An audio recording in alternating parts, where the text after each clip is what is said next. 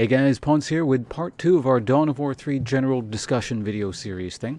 Now that we have all that MOBA nonsense out of the way, we can start addressing some slightly more factually based and interesting concerns I've seen floating around about the game.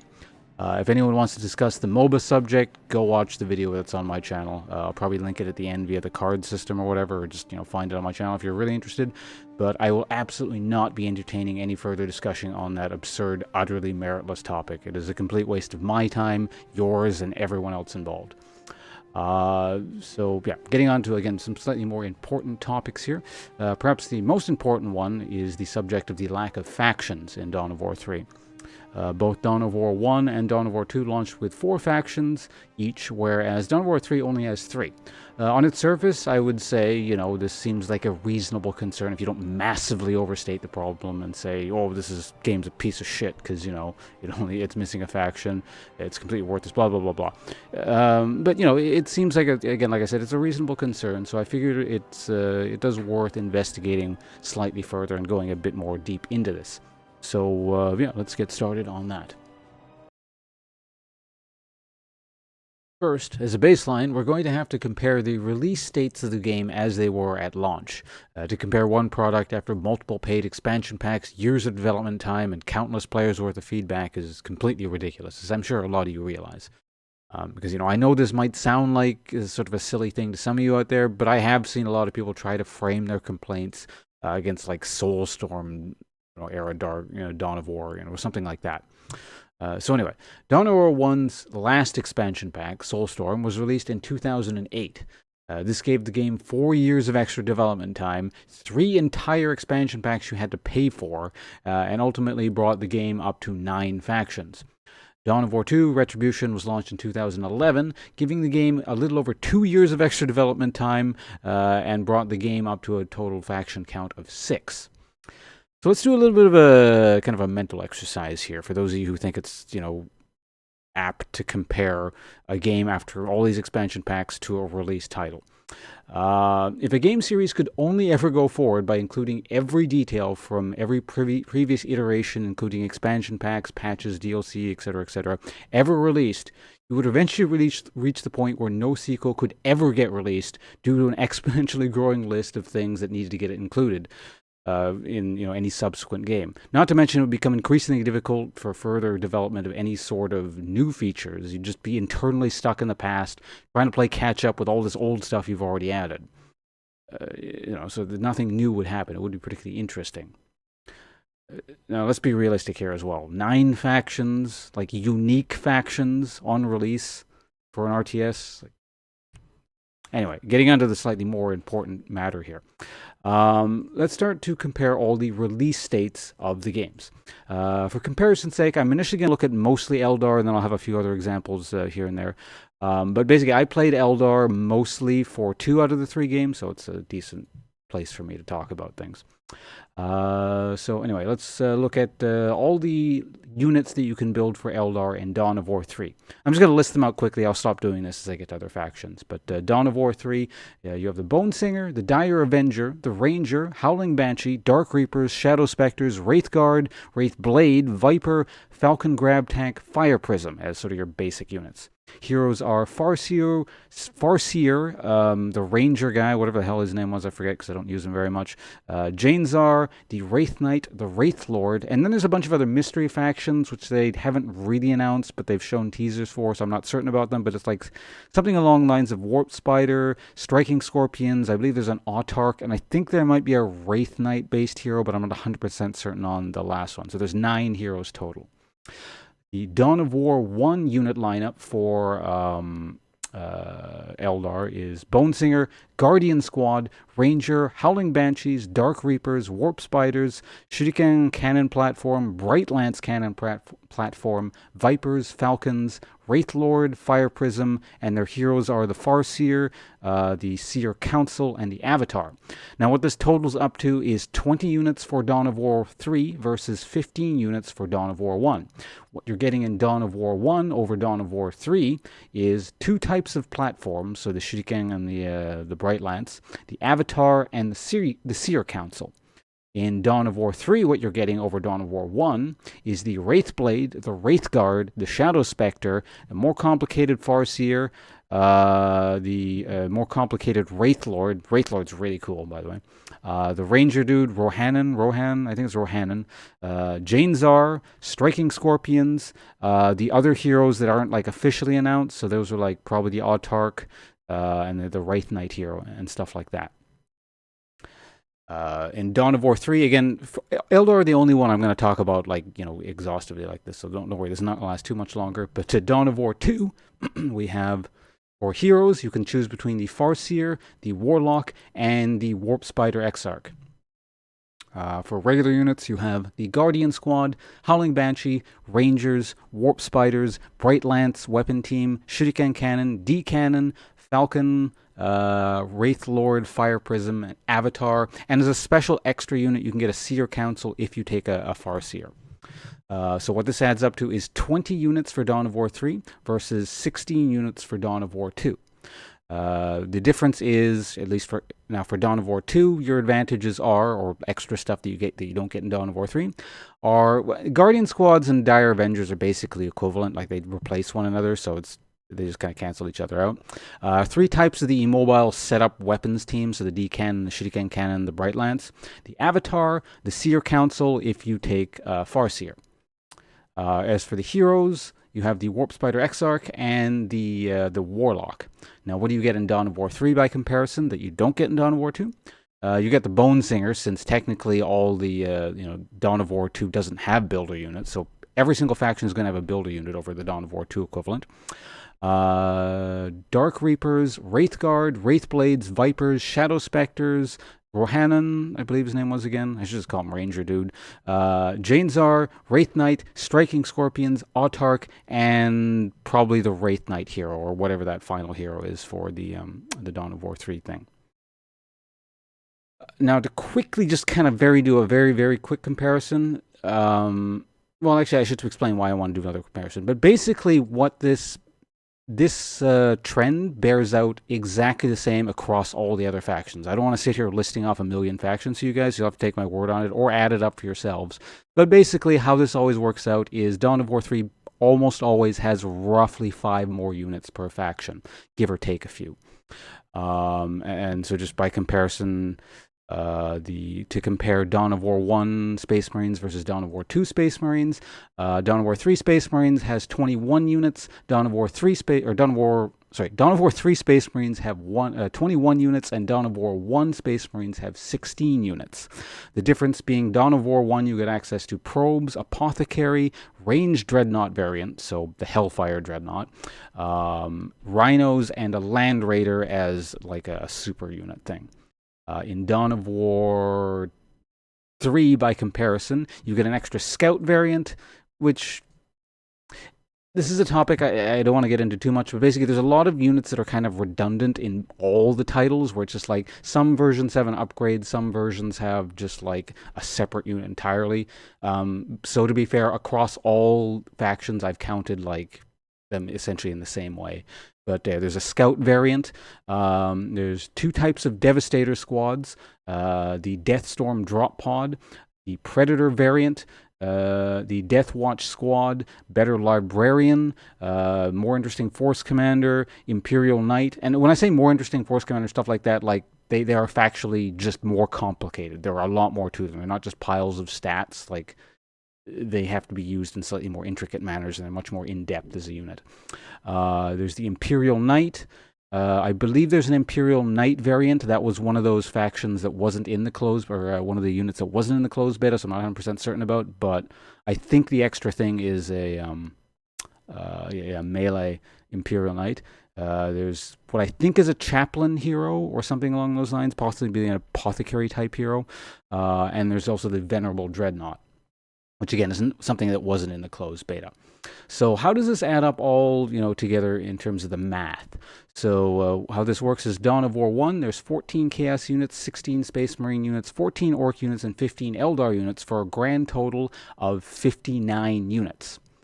Dawn of War 2, there is, depending on how you count it, it's like 14 or 15 Space Marine units. I think it's 14, but to be fair, we can just, total a little bit 15. It doesn't really matter. 12 Tyranid units. They actually don't have very many. I tried, looking up for different sources, maybe I was misremembering this or something, but apparently they just have less units. Orcs have 14. Eldar have 16. That adds up to a total of roughly in the neighborhood of 56, give or take a few.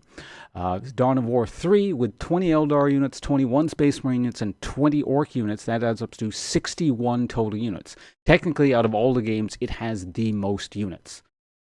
And again, maybe you could give or take a few. Maybe I missed 1 or 2 units here or there or something. And frankly, when I say it has the most units, 61 to compare to 59, does it matter? Probably not. It's really close, but that's the thing. It's actually really close across all the games. Now, on top of that, there's also doctrines and whatnot you can add to customize your army.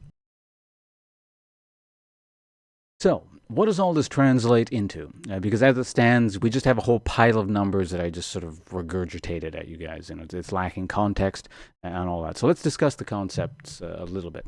I would argue that this all translates into a much more fleshed out and highly distinct number of factions with more room for essentially unique mechanics that can be balanced against each other a lot better. Now, someone could argue that since the line units are roughly similar across every single game for every single faction, at release, basically, if you kind of average it out, every faction has about 11 regular line units that you can build, 11 each. Give or take a few, depending on the game and, faction. But, 11 is the good sort of baseline when you average them across the board.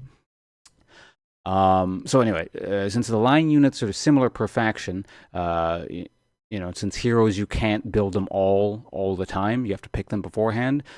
Somehow, they don't count in terms of their greater number, the variety they bring to the game, or they mean less or something. To this, I would apply that it's like saying, since if we're comparing total units across the board, in terms of numbers of factions and that sort of sense, I would say that's basically saying since you're an Eldar player, Tyranid player units don't count because you're not going to see them in every single game. But obviously they're going to impact the game overall and how it's played. If anything, I would say the greater variety of heroes and how you have to play with them and against them and all that. Especially when you couple that with the whole doctrine system, where each army is going to have its own custom setup for doctrines, both in terms of the hero doctrine and the army doctrines that you pick. I would say that provides a greater variety to the game than having an extra single less fleshed out faction. So basically, players of the same faction will play different styles than if they had access to all the exact same units all the time. Now, will this impact things massively? Or Eldar going to play a totally different faction because you picked Jane Czar over Maka? No, it's not going to be that huge of a difference. And also, it doesn't mean that in previous games, just because everyone had the exact same units, access to the same units, except Dawn of War 2, where you had to pick a hero as well. But anyway, it doesn't mean that everyone played exactly the same all the time. Obviously, there was variance in terms of play styles and sort of units you preferred and all that kind of stuff. But it does provide this extra measure of variety that didn't exist nearly as much in previous games. Now, and to quickly kind of get back before we get too far off this topic, sort of that topic of balance that I talked about very briefly. There's a really good reason that you need to be extra careful with balance in sort of this day and age, and that whole concept, everything surrounding balance. If you don't have exceptionally good balance out of the gate, your game is in trouble. From a competitive perspective. And I mean, obviously balance always had to be at least relatively good, or there had to be some semblance of balance, but people are really kind of, I don't want to use the term spoiled because I think it's reasonable to expect good balance, but much more so than before, people are much more in tune with balance and all that kind of stuff than they were. At least that's the impression definitely I'm getting, especially given people are basically getting more serious on average with gaming. Now, the previous titles, as amusing as they were, like Dawn of War 1 and 2, don't get me wrong, I really like Dawn of War 1 and Dawn of War 2, but they had some issues, on release, on release of every subsequent expansion pack and whatnot. Issues that probably on their own would tank, a modern game competitively, I mean, from a competitive sense. Just kind of like they had stuff like, also there was balance related bugs too that didn't get fixed for a long time that were just kind of generally really crippling. So for instance, we had like, I don't know, crew talks with their stupid demon armor type, and they were just nigh impossible to kill. There was stuff like there was that Tau Honor Guard spam nonsense. This is so long ago, it's hard for me to remember it. I vaguely recall the vanilla fire prism, uncapped fire prism spam just being really stupid. There were monolith duplication, or the monolith duplication bug, which hung around for a while. That was horrible from a balance perspective. Again, it's a bug that relates to balance. There was the Sisters of Battle Infinite Resource bug, which was worse. Like, that was horrifying. There was the Dark Eldar Infinite Souls bug, I think it was, where you could just kind of keep spamming the Soulstorm thing or whatever. I don't remember how that worked. I just remember something really bad with that. There was Warp Exarch's stupid damage at Dawn of War 2 release. It was so bad that they completely gutted it, and he was still viable even afterwards. Like, I just kept using him. And again, this kind of keeps going on and on like that. And it's just like these really, really big balance problems. Again, my experience is only, the closed beta. I haven't encountered anything on that sort of tier yet, not in Dawn of War 3. I'm not saying balance is perfect. It's probably not, but things are at least relatively close. I haven't run into anything that's so game breaking. It's just like, this is a horrifying cheese and it's uncounterable, and it's so easy kind of thing. In the first week of closed beta, there was maybe one close thing, but that got fixed. So, anyway, balance has got to be good, or you will destroy your game from a competitive aspect. Like, competitive people just are not going to want to play it. Just look at what's a good recent example, like For Honor. For Honor is a great game, and it has some other issues, but that's got some balance issues that I think killed a lot of the interest. Also, as another topic here, if you were gonna, let's be honest here, if you're gonna cut out any single one of any of the release factions, it may as well be Chaos Space Marine. I mean, like, as tolerant as I am here about stuff in general, I would probably be complaining if you had both Space Marines and Chaos Space Marines as 2 out of the 3 release factions. I probably shouldn't have to explain that. And LARPing, oh my god, heresy aside crap here. Out of any other number of factions, they probably play, generally speaking, the most similar. You could probably make maybe arguments for like Eldar and Dark Eldar or something, but I also wouldn't want Eldar and Dark Eldar as 2 out of the 3 release factions either. So I mean, you're gonna cut something, I'd say, yeah, go. You probably pick the best one to cut. Also, of course, you can't not have Space Marines, because, I mean, people complain about the most minute stuff about Space Marines in general. Imagine if you just cut them out as a faction, like the flagship main faction of, like, they're the poster child of Warhammer 40k. You cannot not have Space Marines. It's absurd to suggest otherwise. Now, just to kind of like go over something here, like, just to be clear, I don't think that having less factions, or rather this position that there should be more factions, is entirely unreasonable. It'd be nice, yeah. It'd be nice if there was a force faction. I'll agree with you on that point. And maybe some people would even go so far as to say they would prefer having, less fleshed out factions, or, cut out some other system or polish to the game or whatever, and have it all at the expense of just having that extra fourth faction just because you want extra shit to play. That's that's a preference thing. I can understand that point of view. I think it's fair. However, I think it's pretty disingenuous to say, you're getting a lesser product, or, just way less content, because the measure for content the only measure for content you're using is the raw number of factions. I think there's a lot more going on there.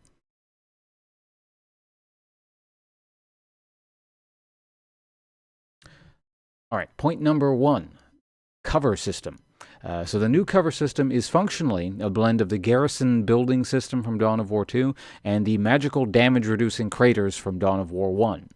The magical damage-reducing craters have been replaced by magical damage-reducing bubbles. That's literally all they are. They're the two cover systems merged into a single thing. Now, you could argue they're more tactically placed in Dawn of War 3 and whatnot, but I don't really want to get into that. Neither system on their own from the previous two Dawn of Wars was particularly complex or groundbreaking. And I think a lot of people might be misremembering those games and sort of attaching undue significance to those systems. Finding the magical hole and placing your, Space Marines in them to take less damage was not exactly the height of tactical genius here. It was pretty basic. So I don't know what people are kind of getting hung up over that one sometimes for. Now, the directional cover system from Dawn of War 2 is almost entirely gone. And that's because the game is vastly different in regards to how it plays out. And shoehorning that directional cover system into Dawn of War 3 would just be a waste of time and resources and probably just wouldn't work in general. Again, the game plays out completely differently. There are too many units, there's too much stuff going on, there's too much AoE. The game is just more about mobility and all kinds of stuff. The system more or less would, you could maybe make it work in a sense, but it would just kind of be like this needlessly complex thing attached to the game that just isn't all that necessary. I think basically what people have to accept that this isn't Dawn of War 2 or, really like massively similar to Dawn of War 2. Or, the company hero games that the Dawn of War 2 was taking most of its cues from. Those games were great and all, mind you. I enjoyed them as well. But, you just have to accept that they're not, the Dawn of War 3 are not those games. And if you can't accept that, I don't really know what to tell you. I guess you just have to wait for, Company of Heroes 3 or whatever. Point 2.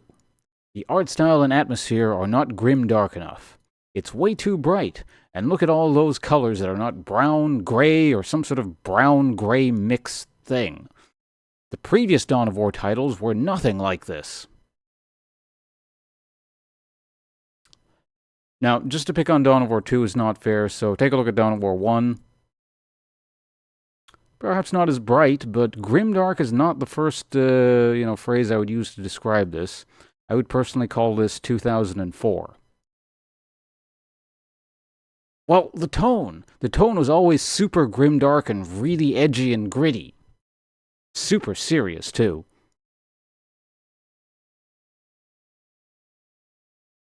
My apologies. We've delivered the last of the weaponry. They're in the hands of your servants. We'll take our leave now. I respectfully request that you keep the Marines busy for as long as you can. We'll keep them more than busy. We'll keep them dead.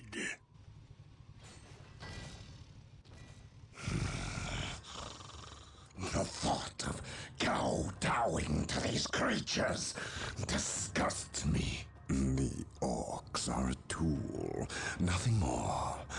And quite an effective one, I might add. Perhaps.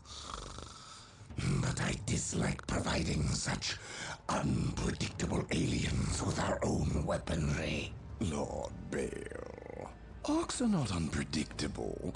Quite the contrary. You can rely on them to turn against you.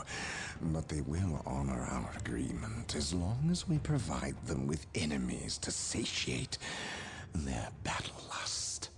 If we intimidated them into doing our bidding, showed them our strength, they would take pause before betraying us. You cannot intimidate something that knows no fear. Trouble yourself no longer with the orcs. We will have what we came for and be gone before they finish with the Imperials and turn on us. Wisely. I think you get the point. That was Dinobot, just to be clear. Now, just so you guys know, I don't think that was a terrible cutscene. I thought it was great, but it's a fucking Sunday morning cartoon. I think it worked great for the game. It was hilarious, very amusing. It set things up very, nicely, but that was not some sort of super serious, edgy, grim, dark ideal that people keep ascribing to the series. Point number 3, sync kills.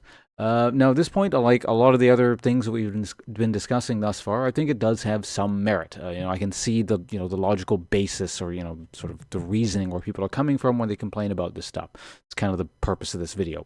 I liked sync kills, and I found them quite amusing in previous games.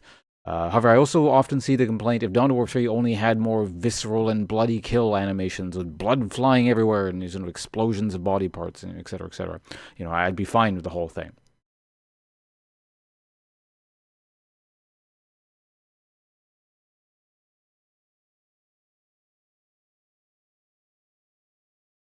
So Wraith Lord there, or that's a Wraith Knight, just cut a couple of squads of orcs into a bloody paste, and a blood mist just sprayed backwards as he sliced them all apart. This is a pretty common occurrence. Like, this is like, I've mentioned this in the past in other videos and stuff, but like, the kills are pretty bloody. It's just generally body parts and, blood exploding everywhere. So I'm just like kind of basically stealing footage from the Dawn of War 3, the Relic stream from earlier. They were streaming, so hopefully they don't mind. But I got another one. This one's with Angelos. Let's go find him over here. This one's a bit quicker, but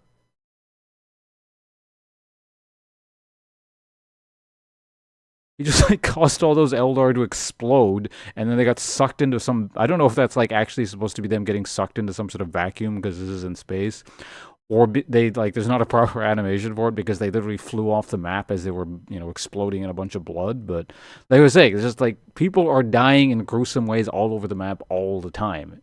In a sense, it does to an extent replace the whole sync kill system to an extent. It's not an exact replacement, sure, but people have said that if only, like, this is what I'm responding to here, where people were saying if only there were just kind of more bloody kills in general, and just sort of a more kind of a visceral combat. I think that does certainly exist. Now, as I mentioned earlier, I do like sync kills, or like the sync kills, but at the same time, I also very distinctly recall there being a lot of problems. Specifically, I actually got really tired of them after seeing the exact same sync kill, 100th time, because I played Dawn of War for a long time. And, God forbid a bloodthirster gets let loose in, something like a pack of, or something similar to a bloodthirster gets, set loose in a pack of, or a squad of, Imperial Guard, like the Guardsmen or something, that are auto-reinforcing, because we're going to get nothing but sync kills for the next 6 years. It was quite aggravating. Now, this is also a very often mentioned point. You probably heard this, but, well, this is also my point. I 100% agree with this. You can absolutely not have a truly competitive game with highly, unpredictable animations that give you invulnerability frames that just happen all over the place in a very unpredictable manner. This is bad both from the perspective of the attacker, who suddenly can't deal damage to the unit, because it's invulnerable, because it's busy doing its flashy kill animation thing, and from the perspective of the owner of that unit who's doing the sync kill, because suddenly he can no longer control his units. That's never something you want to take away from the player. Under situation, unless they like intentionally get CC'd by the enemy team, like something like that. But you don't want to be taking control away from the player for rather arbitrary reasons. Competitive gaming is built around consistent and predictable systems with as little RNG as possible, and that's a 100% non-negotiable condition from the perspective of competitive players. Shots fired at Hearthstone, yes. If the system is just going to start doing a bunch of weird random shit, why would you bother practicing?